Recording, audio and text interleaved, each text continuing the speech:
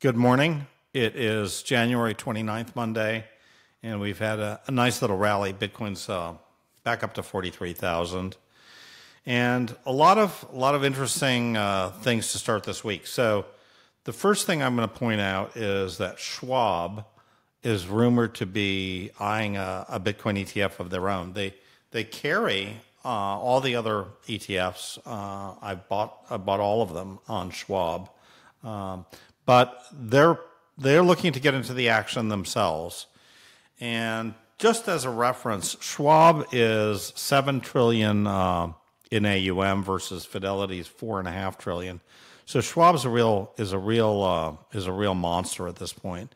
They're very big in ETFs. They're very big in low cost offerings, and they're great in research, right? So they've got a ton of retail presence, and I think for them to enter the market with their own ETF will just mean more people banging the doors and telling the Bitcoin story, telling people how Bitcoin should be added to their portfolio. So I think that's a huge positive. Second piece of news that sort of came out pretty recently is that Janet Yellen is now trying to get the Federal Reserve to lower rates, and she's saying that the reason is to provide housing price relief, so make it easier for people to buy houses. But we all know the real reason, which is simply to get Joe Biden reelected. That's the reason. So this is a political year, and in political years, the Fed lowers rates to get the current party elected. So, you can make of it what you may, but I think that's a very, very bullish thing. Whether it happens on this next Fed decision or not, I don't know, but it's coming. So those are the two kind of new. Then there's another piece of news, which is that this RoundHill, which is an outfit that I don't know of, they've created this put strategy ETF, which delivers on paper a 30% yield. So this is sort of like the DeFi strategies of 2020, 2021 applied now to ETFs. So this stuff is going to get takers. And all this stuff means is that Wall Street is going to come up with lots of different product under lots of different umbrellas to sell Bitcoin. So I think this is incredibly, incredibly bullish. We don't have the total numbers for today, but we do know that the volume of IBIT is now over the volume of GBTC.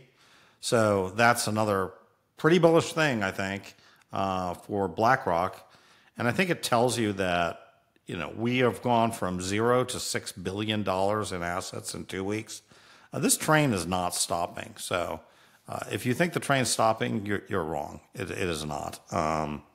I think the bigger picture here is that this cycle, we're probably going to have on the order of $100 billion come into Bitcoin. It may be even more than $100 billion. Standard Chartered thinks that they're going to be $50 billion this year alone.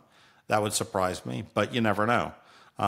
One thing I just would like to remind you is that in 1998, nobody was buying tech stocks. Nobody. I know because I was heavily involved in a company that went public on NASDAQ called Vignette in 1998, and did fantastically well after the markets kind of reopened.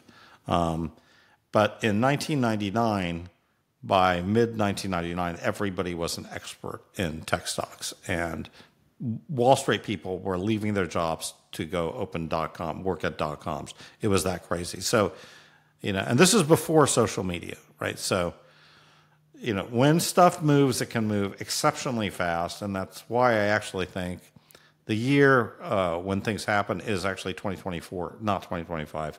I do not think we're going to have to wait 12 months for us to see some major action. Last thing I will just say is Max Keiser came out with a super bullish forecast of $50,000 a coin this week.